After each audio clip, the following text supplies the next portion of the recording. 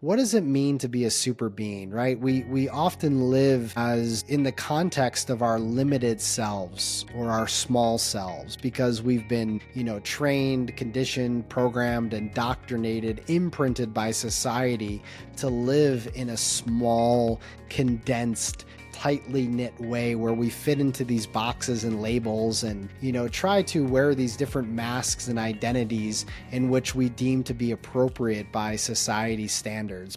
Welcome to the Small Steps, Big Wins podcast. I'm dedicated to helping you take control of your life. Together, we'll explore practical tips, expert advice, and inspiring stories to help you overcome obstacles and achieve your goals. Making small changes is possible and can lead to big results. Are you ready? Let's go do this. Well, friends, I have the pleasure of welcoming Christopher August to the show today. He's an author of a great book called Master Your Breath, Transform Your Life. He co-founded an app called Beats and Breath and has over 15 years experience in personal development, holistic wellness, and somatic healing. He's on a mission to help people find their soul's true purpose and create the life that they want.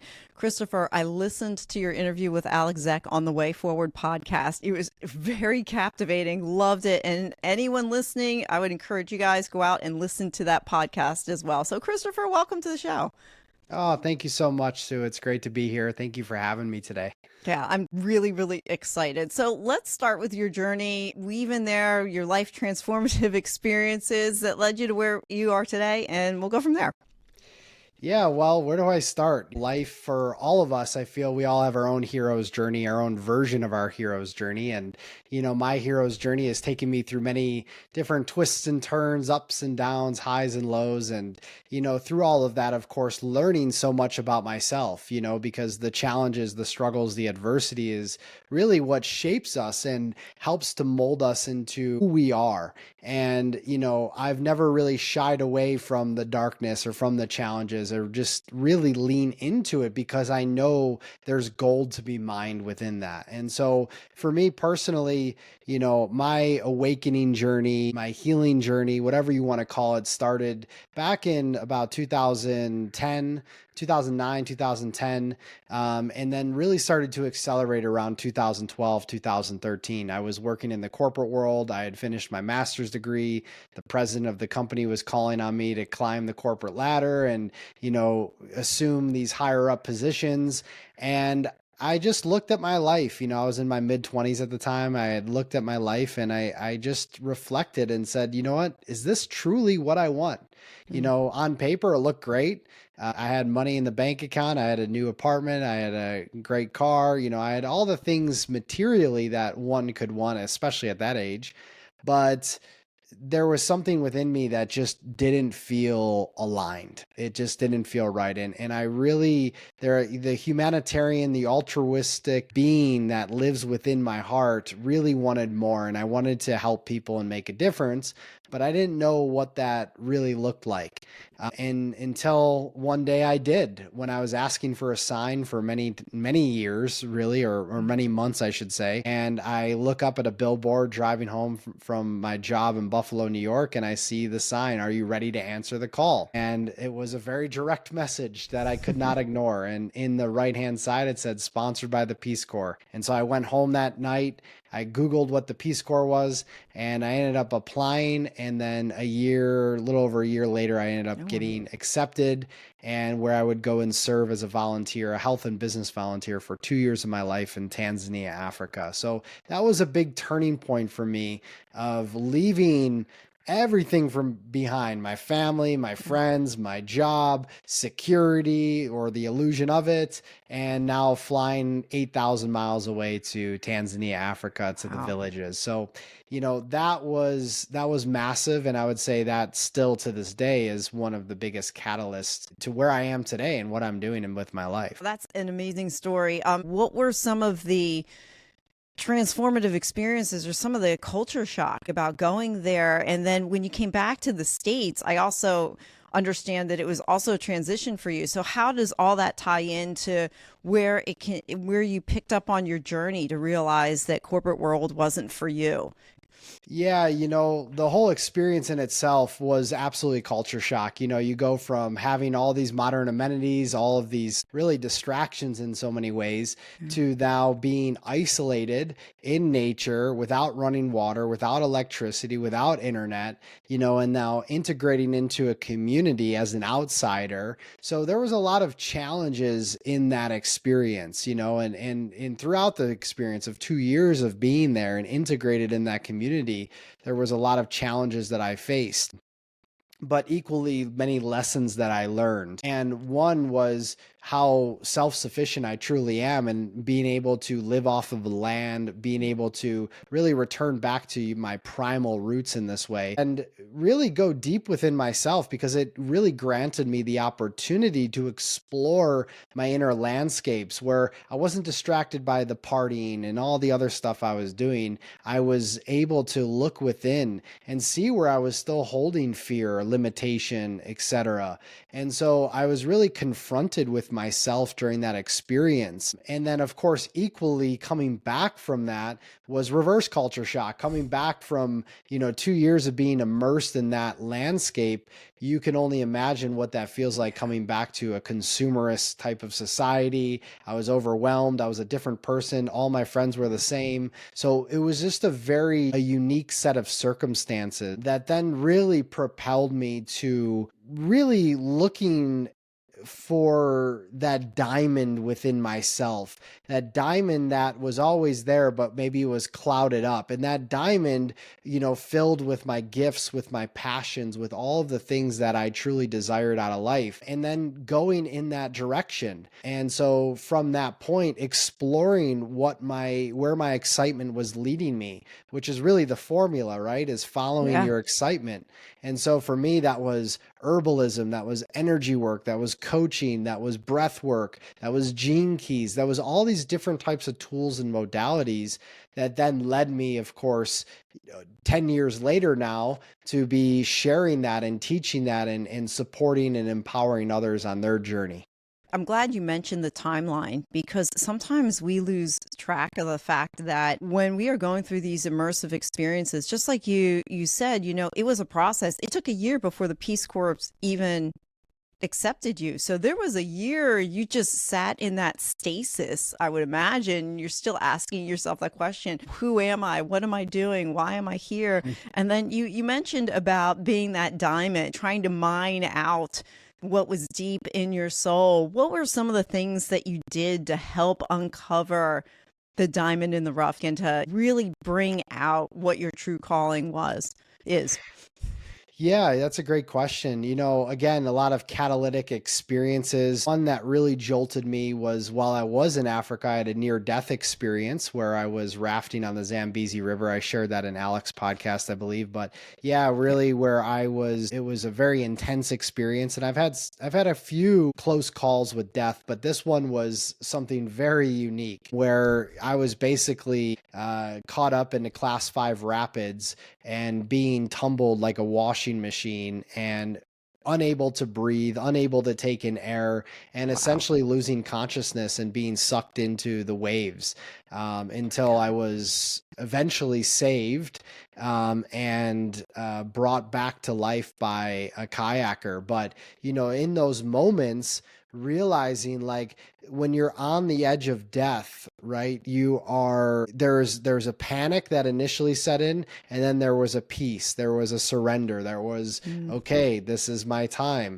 But then coming back from that experience of touching death and then being revived, the first thing that came back, of course, is my breath. And from that moment, looking up at the sky, in those moments where I just felt so incredibly grateful, for my body and this life and everything that I have. And that was really seeded into me that the breath was going to be at the cornerstone of what it is I was going to end up actually teaching and facilitating, which I didn't know at the time. Okay. But that was, in 2014. So now fast forward to 2025, And having done what I've done with the breath alone, it's been such a magical journey. And the breath has been such a key piece of that, because we are literally, we can go deeper into this, but we are Yes. literally informing our state, our reality in every second of every day with every breath. And so how do you uncover the diamond in the rough? Well, the breath is the first place to start. And it's a very important place to start, but many of us are unconscious of our breathing. Yeah, I listened to your recounting of that near death experience on that podcast. I have to tell you, I held my breath. It was riveting. You realize how fragile life is, but how resilient the body is, and how the universe, and whether you want to attribute God or universe or whatever to it, has a specific calling for each and every one of us. And your time wasn't then. Like Exactly. you still had a purpose. So I've been leaning more into this importance of breath. I want you to, talk into this through your experiences. And you mentioned it before, how much we breathe, take it for granted, and we see it as an involuntary mechanism in the body. Mm. It's just something that we do. We just take breathing for granted. So I would love for you, in your experiences in your work, talk about the importance of breath, the benefits of breathing. I did your Beats and Breath app, and you're like, breathe in through your nose, breathe out through your mouth. And I was like, wait a minute, this is different from what I realized. So talk into that too. And yeah, well, I'll stop there on the questions. No, that's okay. Thank you for sharing your experience. But, Sure. at its foundation, breath is really at the core of transformation. And if our breathing is not regulated, if it's not deep, if it's not intentional, if it's not conscious, then we are essentially staying stuck in these unconscious patterns that run our lives, right? So, for example, we've all endured some level of wounding and some level of trauma. That's inevitable. As a human, we all endure something, from when we were born throughout our entire lives. And as a result of enduring these experiences and, these often difficult experiences, our body goes into, our nervous system turns on, and our body goes into a fight or flight or freeze effect, right? So what happens when we experience any wounding? This happens, the emotion of whatever it is we're experiencing ends up, that fear getting suppressed, lodged into the body. Our breathing pattern becomes altered, because if we're in a survival state, we're breathing quicker, we're breathing faster, and even at times holding our breath. And then the body is now in this state where it's locked into a sympathetic state. Over time, if that's not corrected, because we don't have the consciousness or the awareness or the guidance from others to be able to excavate and to transform that experience, that gets locked in as a habitual pattern. So that shallow breathing, that tendency to hold your breath, that begins to become your everyday experience, thus exacerbating the already existing anxiety, stress, and overwhelm that you feel from living in the modern world, as well as from the past experiences you've had in trauma. So this is the trauma cycle, right? This is what we all have inevitably gone through. Now, if you look at a newborn baby, or you look at a very young child, you'll notice their breathing is very much diaphragmatic. It's from the belly. It's really deep and slow. Then if you watch that child grow, you see the breath pattern begin to change as it becomes programmed, conditioned, indoctrinated, and essentially traumatized by the world. Then, of course, when we come back to the awareness of breath and bring intentionality to it, we can begin to unearth these patterns. So what happens when we switch from a sympathetic to a parasympathetic state? Well, our breathing deepens, right? And this is really just the two types of breathing. We can mark it down to these two categories: sympathetic, parasympathetic. Sympathetic's more activated breathing. We'll get into why you can do that and the benefits of that. I personally, when I'm teaching and when I'm bringing this forward to people that have really never explored the world of breath work, I tend to lean toward a parasympathetic state because we've already existed within a sympathetic state every day, every hour of our lives. So the in through the nose, out through the mouth, even rhythms or even slowed exhales, like slowed down exhales, that brings us into a parasympathetic state, thus helping us to reduce, eliminate stress and anxiety, and come back to presence and come back to center. The more we're doing this, the more we're unearthing the stuck and repressed energy that is within us, and we are freeing and liberating ourselves with the breath. What is breath? It's life force, it's prana, it's chi, it's life energy. And so we are giving ourselves this newfound energy, which then essentially pierces through the blockages and the barriers that we've been holding on to. And from that point, we begin to have a different capacity to hold and receive life. If we're in survival, we're essentially continuously in control and force and chase and strive and all of these things. And we can't really think clearly. We're kind of clouded.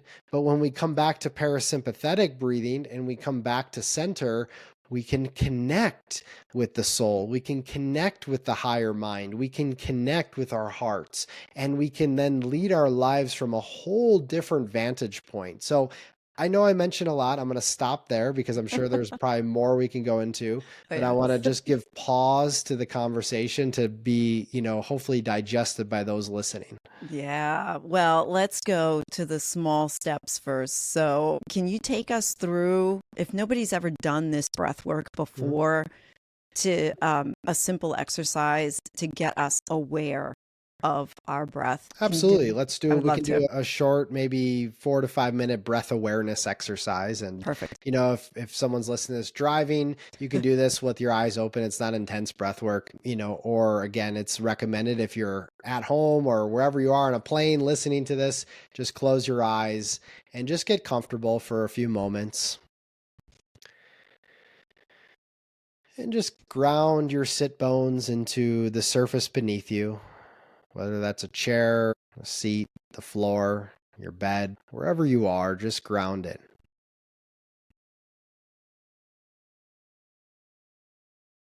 Just begin to notice your body. You can do a gentle and slow scan through your body, starting at your head, and just slowly moving down, noticing, observing any tension points, any tightness, any constriction.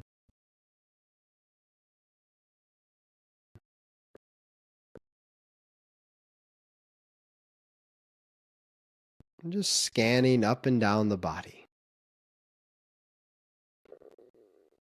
How are you feeling? What sensations do you notice?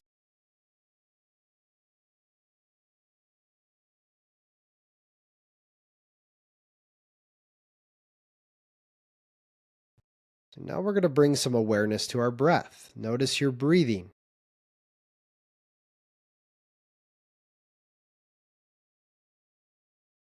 Is your breath shallow? Is it non existent? Are you holding the breath? Is it deep? Is it rhythmic? Just notice your breath.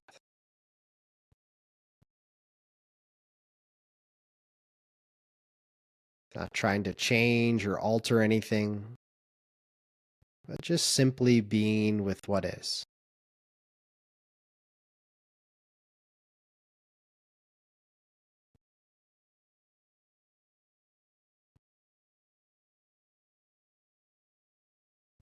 And so now you've noticed the body, you've observed the breath. Now we're going to bring some intentionality to the breath. We're going to breathe in through the nose. We're going to breathe out through the mouth and an even inhale and even exhale. So what I would like you to do is just exhale out all of the air remaining and take a deep breath in through the nose. And slow exhale out through the mouth.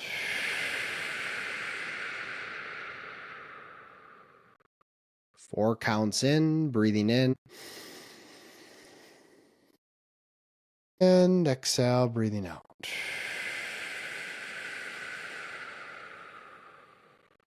Breathing in, 2, 3, 4. Out, 2, 3, 4. In, 2, 3, 4. Out, 2, 3, 4. In, 2, 3, 4. Out, 2, 3, 4. And just notice that pace. Stay with that.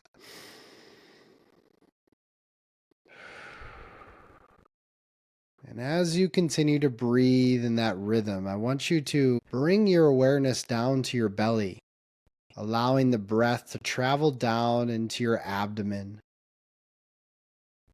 And on each inhale, just expanding the belly, breathing life into the belly. And then on your exhale, contracting, allowing that air to come back out and your belly to squeeze in. And just filling yourself up with this life force, giving it back, filling up, letting go. And we're going to stick with this for another 10, 12 breaths, just continuing to breathe deeper, really expanding down into your navel and feeling the energy course through you. Loosening, opening, releasing any tension, tightness, constriction that you've been carrying.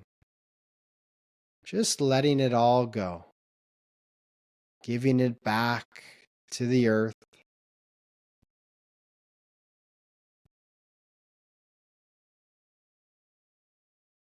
A few more deep breaths. Keep it going.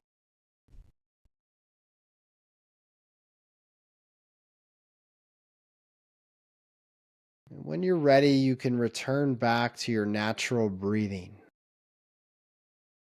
to your natural rhythm. If it feels good, you can keep breathing in this rhythmic way, in this diaphragmatic way.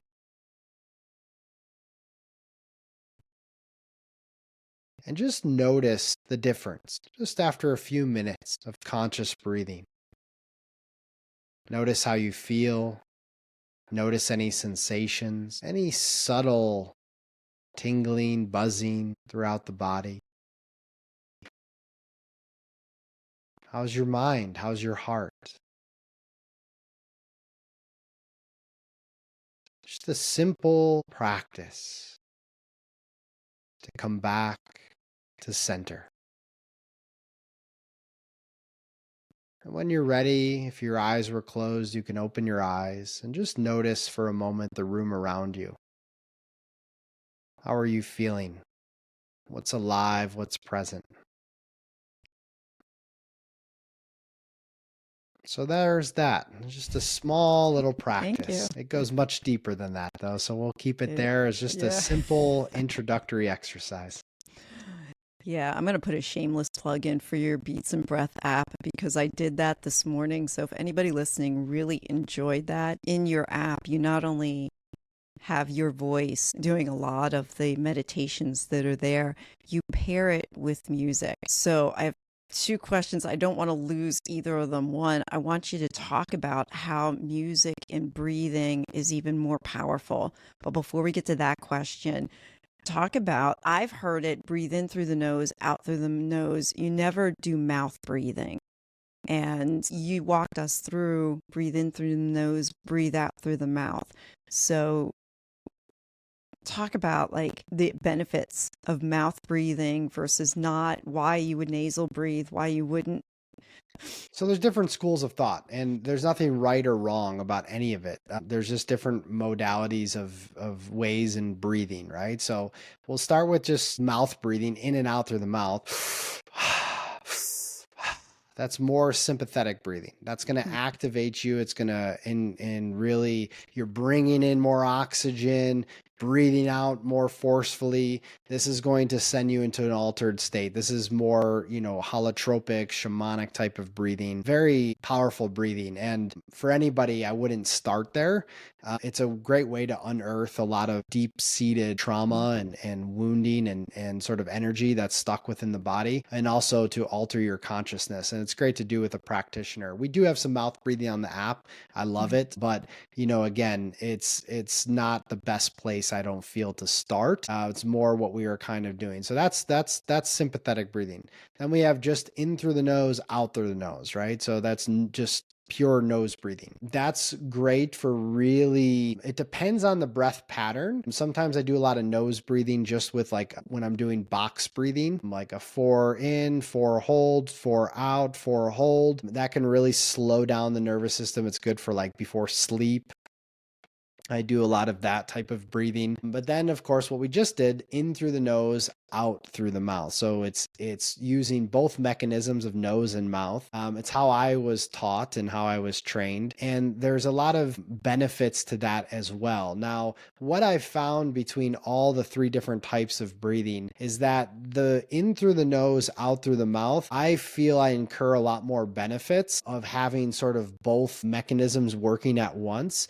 Now, from a physical standpoint, we can go over physical, mental, emotional, energetic, spiritual. So physically, we are allowing the mouth to blow out that carbon dioxide. And this is going to really support us in improving digestion and improving immunity and really helping us to calm down physically, right? Any physical tension and stress we have. Mentally, it's really allowing us to clear the mind, have greater level of clarity, enhance a lot of neurochemical type of reactions are happening in the brain with serotonin and dopamine, and getting into elevating our mood, turning on that joy sort of mechanism, and emotionally allowing us to clear out anything that has sort of felt heavy or burdensome in many ways. And then, depending upon the breath pattern, that always changes as well with the nose to mouth breathing. Spiritually connecting, I guess, in layman's terms, to your intuition and plugging into that voice that's always speaking, but oftentimes is overridden by the ego. So the longer we're doing that for, right? Generally, I'm facilitating 5-minute rounds of breathing where it's continuous breathing, whether that's a 1-1 rhythm, 2-2 rhythm, 4-4 rhythm, 4-8 rhythm, different types of rhythms. Those will, of course, support us in different ways, but the extended breathing for 5-minute rounds, they really connect you, and it's really powerful in that way. So that's sort of a little bit of, again, what I've taught, what I like to facilitate, and what I find to be easiest approached from beginners to intermediate to advanced. So I like to teach it like that because it can be approached from all levels. Oh, wow. Okay. So if their breathing pattern is a default to the sympathetic, where they're constantly in this fight or flight mode, do you find like the body's going to be overstressed, that doing breath work is going to help them? And can you actually retrain yourself to breathe differently if you're constantly in a sympathetic state? For sure. So there's many things you can do. For someone that's in more of a sympathetic, anxious state, which again, I would say is a large percentage of the people on earth, I recommend going and starting with like a 4-4 or a 4-8 rhythm. Sometimes the extended exhales can be a little bit difficult for someone that hasn't really practiced with that. I mean, the yogis, right? And I've trained myself, to get up to, 40 to 50 counts on an out breath, right? Breathing in for like 8 to 10 counts and then breathing out for 40 to 50 counts. Really controlled, slow breathing. So you can train yourself, absolutely. For someone starting out, that a lot of the breath work patterns we have on Beats and Breath, you'll find a lot of 4-4 rhythms. And those 4-4 rhythms are very supportive for anybody. And you can really amplify yourself in so many ways just doing that. So yeah, that's a good place to start. Well, you mentioned your beats and breath, and one of my questions was talk about the significance or the connection between breathing and music, and how your app was born. Yeah, so Whole story. Yeah, so basically, back in 2020, I was just finishing up another certification for breath work. I was going through Soma breath work. Shout out to Soma. They're great people over there. And, I'd explored different modalities of breathing. Now, what Niraj was doing was putting together these soundscapes, right? He was a DJ, and so he was putting together these soundscapes with the breath work. And I felt really intrigued by it. I was like, wow, this is super cool. But I'm not a musician. I love music, but I personally don't have the capacity to put this together. So, like I always do, just trusting and calling forth, guidance, show me the way. And I always trust that the right people and opportunities appear. Well, a few months later, my business partner in Beats and Breath, Johnny Buffalo, kind of vibrated into my field. And fortunately, he was a musical savant, and he had discovered my breath work through a men's circle I was facilitating at. And we instantly hit it off and created what is now Beats and Breath. And, I've been on a journey since pretty much early 2021 of creating together, and what we've birthed now and created in what we call sonic breathwork. So it's not just music, right? So Johnny comes from a background of classically trained guitar. He's a professional beatboxer. He has a background in trap and hip hop and rock. So we basically created our own original style from a genre standpoint of putting together these really what some might think it's like, wow, this is not meditative at all, but it actually is. Like, the beats go super hard in some ways. And then we have, of course, very slow journeys and quiet ambient type of experiences as well. But originally, like, it was very like powerful beats with the breath. But what we found is it's activating these different energy points, right? What we might call as chakras, with different frequencies and all of that. So we're playing with, and still do play with, different frequency ranges based on the solfeggio frequencies. We play with binaural beats. We get into all different realms of bioacoustics, because really sound and breath are the foundations of creation. And when you understand the mechanisms of how sound and breath not only work individually, but paired together, you can create deep transformation within an individual. So we have spent a lot of many hours of putting together very intentional ways of, really pairing these two modalities, and also then taking a theme, right? So if you go on the app, there's different themes. We have over or close to 100 breathwork sessions now, and continuously adding more. And all of this combines together to create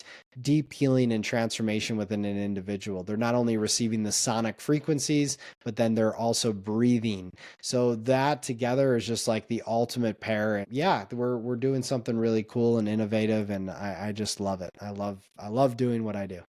Wow. Yeah. I love the app. I did the Awaken this morning. I was like, I got done it. And I have to tell you, it was kind of funny. It was time for me to meditate. I'm like, let me check out this app. So I did that. And then I finished the meditation. I was in my living room and I got up and I'm like, I think I'm going to rearrange all the furniture in this room. So it awakened something in me, very creative at that moment. I thought it was very interesting, and it did awaken my spirit to create. I love that. What's the connection? You talked about sonic, like music, I believe it was, or like the binaural beats. Talk a little more about what that exactly is that subconscious, or is that something on a frequency maybe we can't hear but that we pick up on a different level? Because I've heard of binaural beats before, but I'm not quite sure what they are. So this is just the oscillation of sound. Now, I'm going to do my best to explain it, because I'm not a sound wizard like Johnny is. If I had him on, he would be able to go much deeper into this. But I do have a very good basis of understanding. So basically, there's first we'll talk about the frequency ranges. So most music is attuned to 440 hertz, which is what changed in the 1930s. It was 432. Now, there's a lot of conspiracies about this and why that is, and how it's dissonance and not in resonance and all of that. Now, there's a lot of debate about that, but long story short, we tune everything based on the different energy centers we're working with. So for example, a more emotional track that we create, we want to invoke emotion. We're gonna tune to 639. We're gonna tune to the heart. We're gonna tune to this place where we can begin to allow that vibrational frequency, which you're not going to be able to hear fully unless we put isochronic tones in, which we have done in our chakra album. Without the isochronic tone, that frequency is just embedded in the track. But on a deep unconscious level, that's working itself within the heart space. And, there's a lot of brilliant mathematicians and people that have figured all this out on how these frequency ranges work and all of that. And then we go into binaural beats. So in binaural beats, it's this oscillation of these different sonic attunements that when you can hear binaural beats, when you put on headphones, it's like a bass frequency that is being put out, and that entrains your brain. So that puts your brain, again, you can do different binaurals for different brainwave states. We operate on an everyday level in a beta state, right? This is a waking state. Now you can have binaurals that then go drop down frequencies, alpha, theta, delta. Different brainwave states attribute to different states of being, more meditative, more creative, more intuitive, or delta, you go down into those subsonic frequencies, and that's going down into sleep in the dream realm. So you can create all of this just by altering and adding in these different bioacoustics, right? And so between the frequencies, between the binaurals, generally in the breath holds, we have a lot of like bass oscillation going on. With the binaurals, this entrains you to drop even deeper. There's ways of working with music and sound in this way that really create the transformation. And it's really neat to kind of play around with that as well. And then we also we like to use animal totems as well in some tracks where we're using animal sounds or nature sounds. This also supports in the entrainment of the brain. So all of it is really, it's magical in so many ways. I love that. Back to nature too. Like Yep. it's that getting in touch with the primal side of ourselves that Yep. we lose touch with because we are so ingrained in technology and in front of our phones and in front of, that artificial light, that just going outside and standing in the sun is so therapeutic. And we forget that we have these free things available to us. And I think I heard you say that on Alex's podcast, was that we forget we had, yes, you can go to an app. Yes, you could go on that, but we have these free things that are really right inside us that we carry around with, and that we have that energy within ourselves. I was listening, and on that podcast, you said something fascinating, and I wanted you to talk a little bit more about that. You said objects are energy vibrating to be a solid. And I mean, I think this idea of energy, that there's energy all around us, there's energy, we can't see it, right? We can't see it, but people emit it. We can feel it in people. And I just started being exposed to energy work and manifestation, and, like that we are all these energy beings. I don't have a particular question out of that, but I would love for you to take the conversation wherever you feel. Yeah, absolutely. Like at the base level, everything's energy. We're energy. This table, this computer's on is energy. This microphone's energy. It's vibrating at various different levels to appear to be solid, right? And this is what creates the material world, the third dimensional world, with this material and solid. It's matter.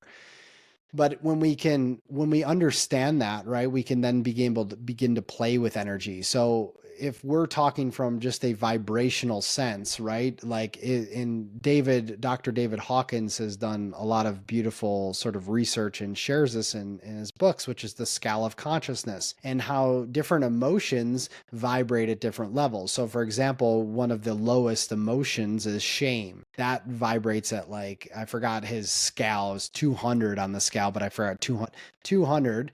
And then you go up the level, right? And you get into guilt, you get into fear, you get into resentment, you get into all of these sort of what we might call negative emotions are on the lower side of the scale. Then you get into neutrality around 500 or so. And then from there, you start going into, higher states. You get into fulfillment, you get into joy, you get into purpose, you get into peace, you get into gratitude, you get into love, right? Which is the ultimate at 1,000. So Basically, when it comes to, manifestation, when it comes to working with energy, we can consciously do that. And again, it begins with the breath. So how I explain, and I actually have a whole video on this, on breath work and manifestation. I'm going to put Mm, this in a 2 minute, 3 minute synopsis, is please. that the breath is really one of the ultimate tools and hidden tools that we don't really talk about as it pertains to manifestation. Well, what is manifestation? We are always manifesting at every given moment, every single second of the day. We are never not manifesting.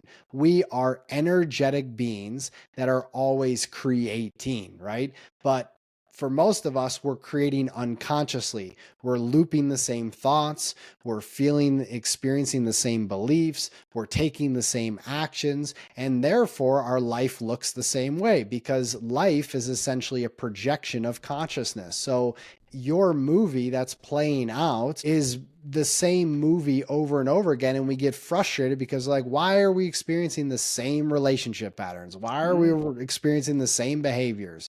Well, if you're looping the same stuff inside of yourself, well, that's being projected out as this movie. And guess what? You're the lead character, you're the producer, you're the director, you're the writer of your script. And at any point, you can change that. Sure, we can get into the idea that we have predestined, things that happen to us as a soul. We choose these things. Yes, we're co creating with our human self and our higher creator, self right. simultaneously. And so, how does the breath loop into this? Well, first of all, the breath is a way to, one, slow down, come into awareness of what we're thinking, what we believe, what we're doing, right? It brings us into presence. We're not in the future, we're not in the past. We're anchored in presence. And from there, we're beginning to change our vibrational state. So if our vibrational state is at that level of 300 and we're in shame and guilt, well, through the breath, we can begin to not only bring awareness to it, but we can begin to transform and transmute those patterns. We can begin to go deeper into the somatic layers in which we hold those emotions.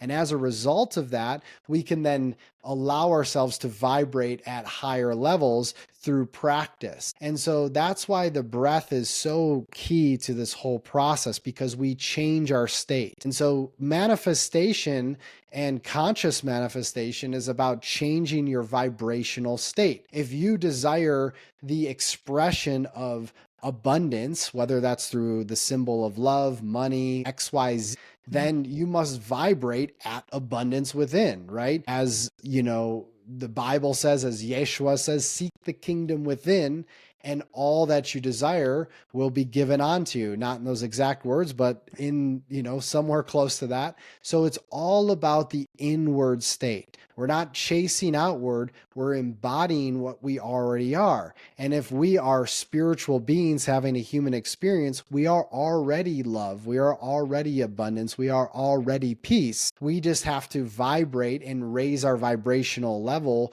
to that point. And from there, we become the magnets to what it is we desire externally. We're not chasing, we're not doing any of that. We're vibrating, we're changing our state on the inside, and therefore creating the life we desire from that place. Hmm. If someone's listening and they're going, okay, I actually identify with the lower vibrational frequency, shame, guilt, so forth, what are your suggestions for the first places to start, the small steps on that? Yes, it's breath work, but I found, me personally, I know what you're talking about, those where you're stuck in those patterns over and over and over again. And that was a lot of my life.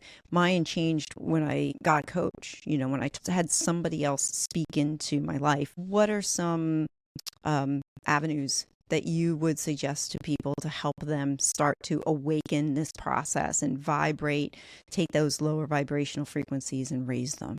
Yeah, good question. To get super practical, I'm a practical guy. Of course, the breath is the first place to start because Sure. it brings awareness to what it is you're feeling in that moment. Many of us were disassociated and we're running away from our feelings. But if someone is consciously wanting to explore this and say, okay, I'm ready to change, I'm having the same relationship patterns, I'm going through the same things of Yeah. rejection and abandonment, They and I'm want to sick and stop the tired. loop. Stop the loop. Stop the loop. I'm ready to go. I'm Yeah. ready to change. Well, yeah, And let's it's get off this train. stop blaming, stop being the victim. I'm time to Yeah. come within.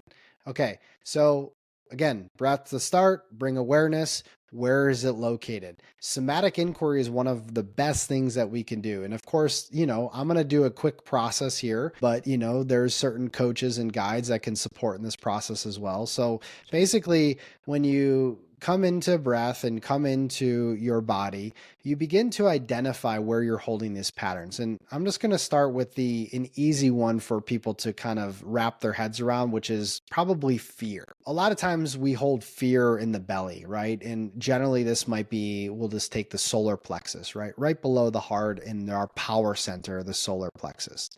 So generally when I'm guiding someone, I'll ask them, okay, so you're experiencing fear, whatever the fear is, it doesn't really matter at this point, but where's the fear located? It's located in the solar plexus. Okay. What are you feeling? What are the sensations that are present for you? Tightness, constriction, heaviness. It feels like this dense black ball that's just sitting so tight within my solar plexus. Wonderful. So now that we've identified the sensations that are there, what color do you associate with? Well, I heard the person say it's a black ball. So there's black, it's kind of gray, it's dark energy. Wonderful. So now we can give some sort of vision to it and we can visualize it. What are any textures? Is it sharp? Is it jagged? Right? And now we're getting into the feeling sense of it. So now that we've identified not only what it is, it's the emotion of fear and where it's at in my body, we're identifying the sensations, the textures. Now it's time to go in it, into the discomfort, because all fear is, all shame is, all guilt is, all grief is, any of these proclaimed negative emotions, they're just messengers in disguise. And when we can understand that emotions are energy in motion, they are just energy that's become stuck within the body because we haven't learned how to channel and process it. And it's not trying to kill you, it's trying to get your attention. Now, if left alone for a long time, that can manifest and trickle down into disease and illness. But what happens through this process of somatic inquiry, we identify what it is, what it feels like, we go into it, we breathe into it, and we ask it, what message do you have for me? And, sometimes if someone's really good at feeling and getting into the body, this might come pretty quickly. At other times, it might take some time. What message do you have for me? When did this first become lodged in my solar plexus? And a memory might pop up. Oh, I was 5 years old and I was terrified because my mom and my dad, they were yelling at each other. My dad ended up slamming the door and leaving. And now I have this fear of abandonment. Wonderful. Now we're getting somewhere. Okay, so the abandonment, which is really a core wound at this point, because beneath the emotion is a core wound. There's the common core wounds of rejection, abandonment, betrayal. You can loop shame and guilt and in that into core wounds. There are also emotions that kind of on the edge, but for the most part, we all have these core wounds. So now what are we doing? We're working with the smaller version of ourself that experienced that event, which is then we're getting into inner child work. What is the little boy or girl within you feeling? What does she want to communicate to you in this moment? So there's layers to this process, and I've just walked you through a little bit, but this is the way we get to the core. And when we get to the core and we begin to bring love and acceptance to that little boy or girl, we begin to bring love and acceptance to that wound that we experienced, then it doesn't have as deep of a hold on us, and we can begin to liberate ourselves. And from there, by unwinding just that energy alone, all of the patterns and behaviors that were essentially sabotaging our life and our relationships, they begin to dissolve. And those limiting beliefs that we were thinking about ourselves, where we're unworthy, insecure, inadequate, those begin to dissolve. So it's a process, right? Healing is a process, but this is the way in, and this is the way in which we essentially reclaim our power and our wholeness. I appreciate you saying that this is a process, because sometimes, I mean, me personally, I thought change is a one and done kind of thing. It's like I wanted it over. Like, why am I still doing this same thing over and over again? And often we want to put a Band-Aid on what the problem is rather than forcing ourselves to go deeper and deeper with it. One thing I really appreciate about listening to you and how you talk is you're very intentional with the use of your words, where you talk about how our heart space and how we're leaning into it, or even just the process of identifying fear. I identify fear, and then I heard you say, wonderful. And how we would take words and we shy away from them because they're not. Like you would think fear is like, no, I don't want to, I don't want to go to this fear thing. It's not wonderful. But yes, it is, because as we embrace those areas that we need to work through, it becomes liberating. Like you said, emotions are energy in motion. Talk about how using breath, you can now that we walk ourselves through the process of healing, that you can use your breath as a tool for expansion. Yep. Beautiful. And thank you for the reflection. So with breath, we're essentially breathing new life into our body, into our soma, into our spirit. And if we've been trapped in these patterns that have been looping for so long, everything starts with that and going into that body, right? And so now that we've gone through this process, we're taking, and I left a few steps out, but what we want to do essentially is we want to then get ourselves into that envisioning that light or the symbol of peace, of safety, of security, and anchoring that then into our body. So oftentimes I'll ask my clients, if I'm taking them through a somatic session, is say, okay, so now that we've identified all that, what does love, what does peace, what does safety, what does security represent to you in a symbol or a color? Mm-hmm. And, we'll just take a color, for example. Oh, light blue. Wonderful. Okay. So what I want you to do now is I want you to breathe this light blue energy into your solar plexus. I want you to feel the arms of your inner child just wrapped around you and feeling this deep support. Now we're getting somewhere, because now through the visualization of breathing this symbol or this color into it, we're giving it new life and new meaning, and the energy begins to release, and we then begin to feel lighter, more alive. And so this is a very intentional process that when we can do this, and oftentimes I'll tell people, do this every day. Just sit for 5 minutes, breathe that energy into yourself, because you are literally planting the seeds for something new to grow. And that's why the breath is so incredibly powerful, is that we can literally anchor in the frequency and the vibration that we desire in any given moment through that intention and through consciousness. I love that you talk about like how we can expand ourselves. I know we both know Ryan Sprague. Ryan was on my podcast last year, I think it was. I want you to elaborate on your experience with using not only breath work and visualization, but some of the other tools that you use. So Ryan is he's known as the conscious cannabis coach. Talk a little bit into that and what your experience has been and what you found. Yeah, Ryan and I have a project called Breathe with Cannabis, and we host these workshops virtually and in person. And wow, cannabis and breath work, there's a lot of, anybody listening to this, you can listen to Ryan's episode on cannabis, because he probably breaks it down very deep into it the was a great intentionality episode. of cannabis. He did. I've been working with cannabis as a teacher and a plant medicine for many years, and bringing intention and consciousness to that plant.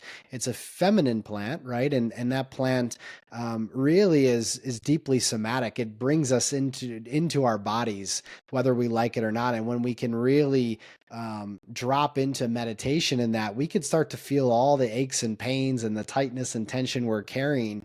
And so then with the breath, we're then infusing life, and we're beginning to release and expand simultaneously at the same time. Honestly, it's the perfect marriage. Again, I don't think we need any plant medicines, but I am a big proponent of them because they really help to drop the protection layers of the mind and Mm. help you to get deep really quick. And what I've seen from serving and, supporting, guiding, thousands of people at this point through that space alone, my gosh, the transformations that I've seen, the healing that I've seen. Again, I'm not anybody special. I'm just someone using my gift of Yeah. facilitating these processes, but the healing that people experience are unlike anything I've experienced. I mean, I've dove into medicine spaces, mushrooms, ayahuasca, all that. I mean, sometimes it doesn't even compare how deep this truly goes. Talk about a cool experience. What's something that, like, a example or experience that comes to mind? Pick one. Every time we do it, we have someone that heals some big piece of trauma they've been Mm. working on for years and then haven't been able to get to the bottom of it. Or, someone that has just a profound release and then experiences the unconditional love of source, of the Yeah. universe, of God, of Wow. connecting with ancestors, it's just like endless every time. I mean, I have hundreds of testimonials of people saying, Yeah. wow, like that was the most powerful experience in my life. And it's the reason I keep showing up and continuing to do it, because it's not only fun, and what Ryan and I are a big proponent of and what we share is that healing can be fun. When we bring Mm. seriousness to healing, we're taking it from the approach that we need to fix what is broken, we are going to be spinning in loops of healing. When we're approaching healing from a joyful sense and saying, okay, I am whole as I am, I'm essentially, all I'm doing is releasing what's in the way of that wholeness, that changes the mantra and narrative of our healing journey. It doesn't have to be hard at that point. Yeah. Now we can embrace and lean into the challenges, into the discomfort, because we know we're just revealing more of our power and more of our wholeness as a result. So it's a beautiful space to be in, and I'm just grateful to be facilitating this work. Wow, the power of words. I mean, as you were speaking, when you did, I can feel it in my body because I like to tune into the power of words. So as you were talking, you said, what we would say would be view healing as we're broken and we need to fix something. When you said that, I felt lower, I felt heavier. But when you said that healing, we can bring joy in your face, you just feel the shift. I mean, I felt the shift from something that's really heavy to something that's light that I look forward to, because who doesn't want to heal from things, from traumas, big T's or little T's? Who doesn't want to heal from those things? You know what I hear when I listen to you? Intentionality. Everything you do is threaded through with intentionality. Was that always something that was part of your being, or was that something that you came to realize? And how do you keep yourself focused and intentional in what you do? Oh, beautiful. And thanks for picking up on that. Like, words are spells, right? Hmm. Words are magic. And that's another part of the manifestation process. What are we speaking into our reality? And for me, when I'm sharing, I'm constantly inviting in. It's not my human self sharing. It's just allowing myself to be connected to my intuition and to the higher mind, and allowing that to speak through me.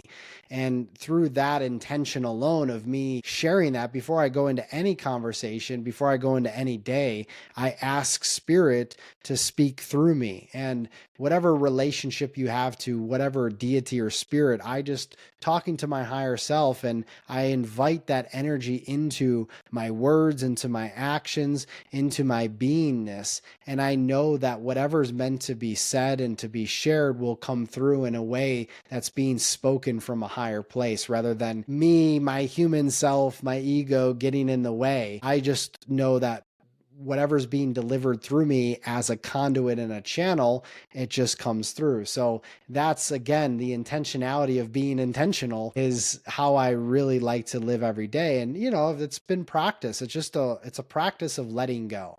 And if I were to summarize really the journey of this human experience, it's the art of letting go.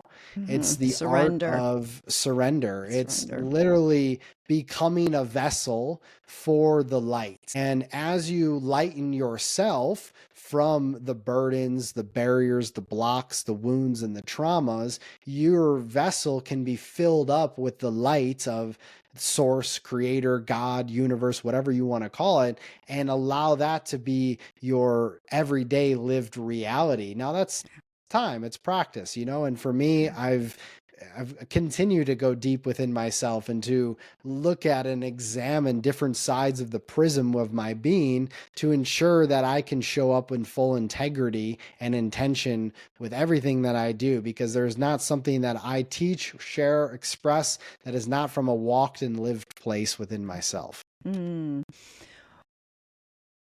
So living with intention. We want to do that. The desire is there to do it moment by moment by moment. What do you do for yourself, or what are some practices that you do when you realize that, okay, at a moment something happens and I'm either in a state of not living in intention, or, you kind of get rattled a little bit? What are some things that you do to bring yourself back to center? And I'm sure the answer is going to be breath work, but what if we don't default to that, or to help ourselves get back there? What would you suggest? Yeah, it's a good question. First, pause. This is a big teaching in the Gene Keys. It's a triple flame practice, which is pausing multiple times a day. So the practice of pausing actually interrupts the pattern of whatever it is you're going into. So if there's a challenging situation, what do we often want to do? We want to react. So we're reacting, whether that's through our words of sharing our frustration or irritation, or it's reacting towards something and then taking it into ourselves. This energy of reaction causes a chain of events that causes us oftentimes to spiral out into stress and anxiety and all of that. So what happens when a challenging situation comes up? We all face them. Pause. Okay, we're there. We're paused. Now that we're paused, what do we want to do? We have an urge to speak out. We have an urge to do this, X, Y, Z. Let's breathe. Okay. So there's 3 words that I always share with people: pause, breathe, recalibrate. Even just literally saying those words, you are recalibrating, you are reorientating yourself from reacting to now coming back down to center. So pause, breathe, recalibrate. Do the action. Pause, take a deep breath, recalibrate. Do that multiple times. That will be reset. Now, this is a practice that happens over time. In Kabbalah, right, was another powerful system. They teach pause, and then you say, "What a pleasure." And this is counterintuitive to what might be happening where, someone's breaking up with you or you're going through some extreme challenge. What a pleasure. Wow, to say that. Thank you. What a pleasure. Well, this is a way of, and this is another deep conversation, but a way of clearing what could be an intense situation, and not through spiritual bypassing, but through the sense of inviting in that, this is a moment, this is a catalyst, this is an opportunity as being presented to you to elevate vibrational states. And how will I react to this? Will I invite this in? Doesn't mean it needs to be easy, doesn't mean that you can't have grief, doesn't mean that you won't go through a process, but you're saying, what a pleasure, thank you for this experience, because now I get to know myself deeper through this experience. Yeah. And your soul chose this experience at this moment. And so these are just like things that I use all the time. Again, it doesn't make life, at times it can be very difficult, but at the same point, it does really invite in a way of living that is a little bit less resistant, I should say, a little bit more effortless in that regard. And it really helps you to work through some difficult challenges. Yeah. Again, doesn't it just come back to the words that we tell ourselves and how we speak them, and that I've heard, I think it's Jocko Willink. No. Yeah, Jocko Willink, when he encounters something, whatever, he goes, good. Yep. It's the same variation of that. But I love the thanking the universe, like, thank you for this opportunity. Because isn't it so often, like, I've heard people say, well, when I was in the midst of this, I didn't see that it was a good thing. And then when you come out on the other side, it winds up being a good thing that happened. And to acknowledge it while you're in it allows you to embrace. I love the idea, and I've practiced this myself, of relaxing and releasing. Yep. And this idea of stress, I was listening to a meditation a couple months ago, about a couple months ago, and the quote was, "Stress arises when I resist the present moment the way it is." And so Mm. now when I go into a stressful situation, I ask myself, am I creating this stress? And most of the time we are creating it. I'm just resisting where I am at that moment and then flipping my thought from, instead of creating the stress and resisting it, to going into, like you said, this place of surrender. Talk about what surrender means to you, because surrendering, the first thought a lot of us that comes to mind is like police. I'm surrendering, I'm giving in. It's something that's negative. Talk about what surrender means to you in a positive sense and how that can help us vibrate at a higher frequency. Yeah, the art of surrender is a beautiful process when we understand what it is. Surrender is not giving up. It's giving all of what it is you're holding on to a greater source. It's allowing yourself to be emptied. In emptying, in that process, you receive more light. That light is illuminating the darkness, the shadows within us, and allowing us to bring more awareness to the parts of ourselves that have been repressed, suppressed, and abandoned, rejected, betrayed. And we continuously, in this process of giving all of that up to that light. And as a result of that, we are filled back up and we essentially rise from that place. It's not taking action. And of course, what a lot of us think is that we have to, give up ourselves and give up who we are, right? But it's really just a process of letting that go to be filled up. We've heard the words, let go, let God, right? Hmm. We are surrendering our will for divine will, for God's will, for creator's will, for whatever we want to call it, because that intelligence knows better than we do. Oftentimes, from the mind standpoint, that we are forcing ourselves to think that we know best. But at the end of the day, we really don't. So it's being humbled to know that we can flow with life's intelligence. And when we learn to align ourselves, to attune ourselves to the rhythm of life, to the intelligence of life, then from there, we can be filled up and we can then make conscious decisions along the way to what feels good, that's aligned with our highest passion and excitement. So, this is the process that we're refining and always going through. Yeah. Talk about how stress blocks us from surrendering and hearing that voice inside us, that creative voice that might be trying to come out. And how's that affecting us when we're living in that state of stress?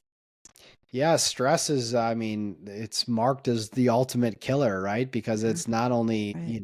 affecting us physically and really affecting the function of our body, our organs, our tissues, our entire body system, but it's also affecting our mind. And what happens when we're in stress? Oftentimes we get into obsessive thoughts, overthinking, and we're not able to actually see clear. We're in tunnel vision and our perspective is not widened. And so stress also we can equate to control, right? When we're in stress, we want to control more. We want Hmm. to ensure that this is happening this way because we know it to be this way. And it's just like, it's a spiraling out energy that just Yeah. creates loops and loops and loops. And it creates this narrow banded view of reality.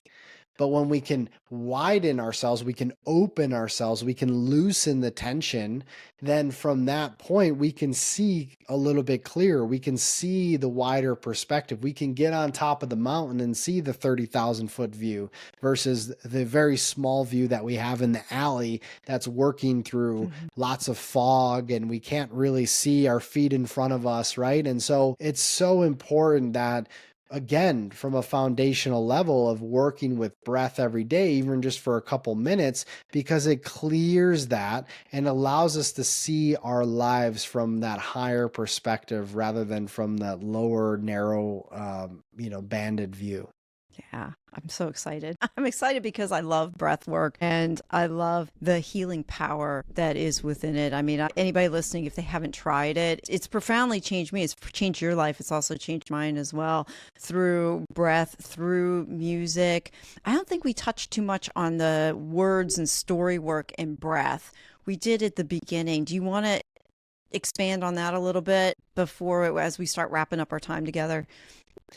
Yeah, I mean, again, I feel like with breath pairs with any modality, right? Whether it's story work, parts work, inner child work, shadow work, all of these different somatic work, the breath is going to weave itself as an integral part of all of this because it's the regulator. It brings us back to center and then allows us to process and think clearer again from the higher mind. And so as we're, even speaking, right? You can see the way in which you're speaking.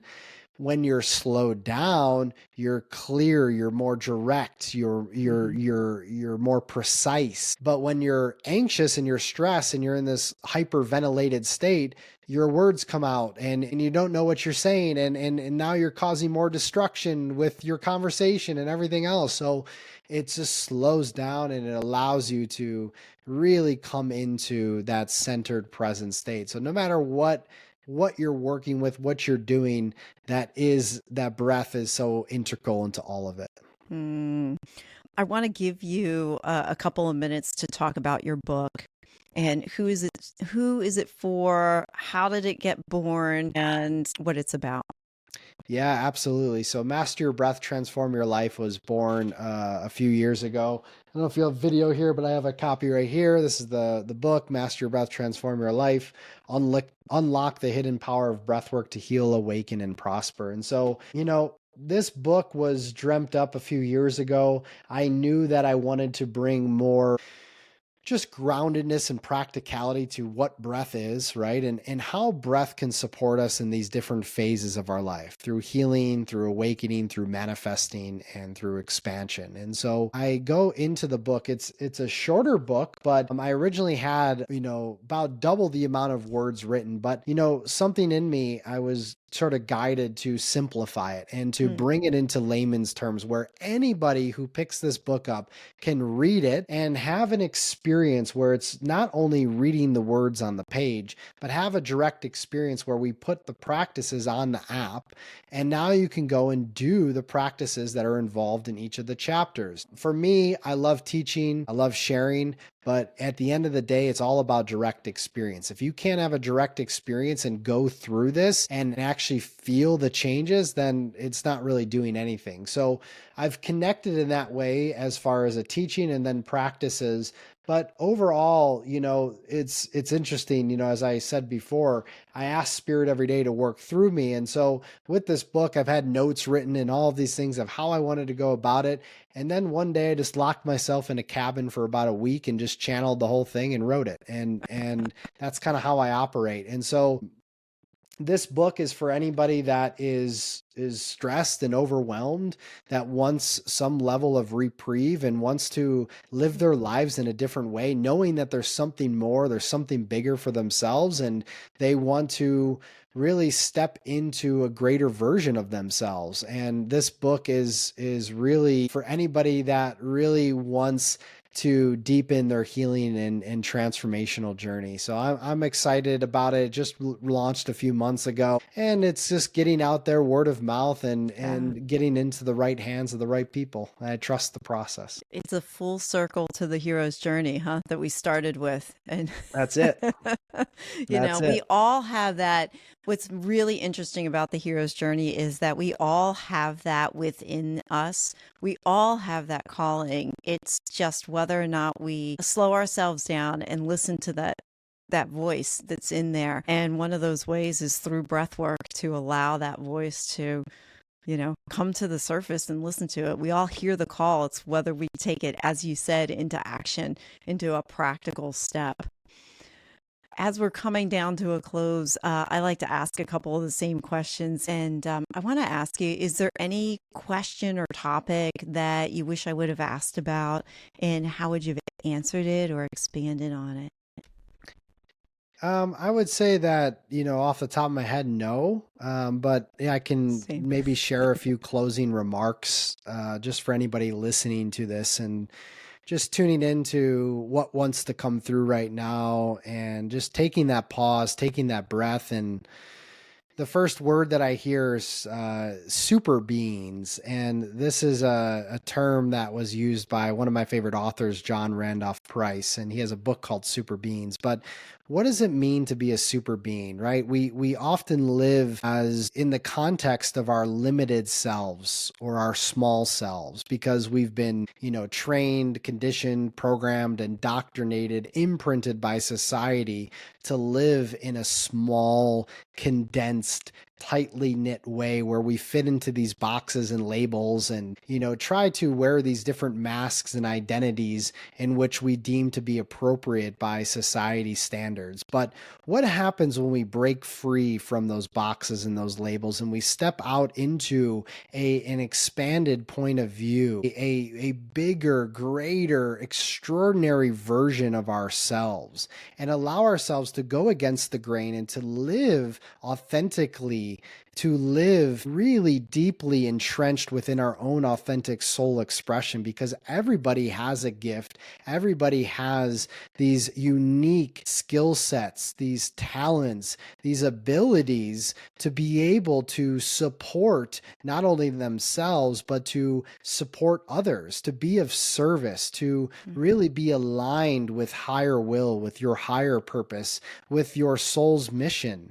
And from that point, to be able to live a life of fulfillment, of prosperity, of abundance, of love, of freedom, of knowing that you can have your cake, you can have it all, you can eat it too, and you can really step into a new way of living. And it's all possible through the power of your breath, through the power of your thoughts, through the power of your belief, through the power of your words, through the power of your actions. And all of this dictates your reality. So the more that you become aware, become conscious of who you are in every given moment, that you are always changing, you are always transforming, you are always going through this process of metamorphosis, that you get to discover a new version of yourself every single day. And the more that you shed the layers, the blocks, the barriers that have been in the way of your true expression, the more fulfilling life becomes, the more abundant life becomes. You begin to see the outer reflections of that in your relationships, in your health, your vitality, in your career, in your creative expression, in all that you are. And so claim yourself in this now moment as a super being, because you, as that super being, can do it all. And there is no limitations. There is only limitless expression. It's the infinite expression of the divine that is working through you. So invite yourself, invite that light of the creator to work through you. Claim into reality that life is great and it's only getting better. Claim into reality that you are the source of your supply. Claim into reality that you have everything that you need and more at all times. And allow that then to manifest, to be created, to be fully anchored into your now moment, into your now reality. Divinely inspired. And for As, that, we take a as, breath and we say, as we, Aho, thank yeah, you. welcome. As we close, what is one small step someone can do today that's going to help them change their tomorrow?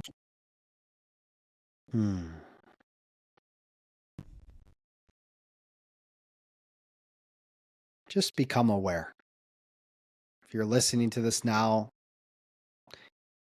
just observe, notice, take account of all the different actions, patterns, behaviors. Breathe, take 3 breaths, breathe into that. And just notice, what area of my life am I still playing small? What area of my life am I still a victim to circumstance? What area of my life am I still living in fear? You don't need to have all the answers. You don't need to have all the solutions. All you need to do is bring awareness to where you are right now. And then all from there, just taking very small steps every day to breathe consciously, to change one thought, one belief at a time. There's no rush to change it all in this moment. Just step by step, breath by breath, transform your being from the inside out. And overall, in the next few months, 6 months, year, you'll begin to see a new reality take shape, both within and without. Again, divinely inspired. Thank you. Christopher, thank you so much for the gift of your time. Everything people would need to reach out to you would be in the show notes. Any closing remarks? No, I just want to say thank you, Sue, for everything that you're doing. Appreciate everybody that's listened to this podcast. If you want to know more, again, like Sue said, Beats and Breath app, you can download that, begin breathing intentionally deeper every day. If you want to know more about breath, you can you can get my book, Master Your Breath, Transform Your Life. And I also have a free course on my website on christopheraugust.co, which is called Master Your Reality. It's a 7-day free course that helps you to become the creator and the master of your life and your reality and change it from the inside out. I love it. Thank you so much for the gift of your time. This has been amazing. Thank you. Thank you for listening to another episode of the Small Steps, Big Wins podcast. I value your time with me, and I seek to make every moment count. In order to make lasting change in your life, listening is usually not enough. So I want to ask you, what practical steps are you going to put into action today as a result of listening to this podcast? Remember, any step, any action, no matter how small, starts your journey to a big win.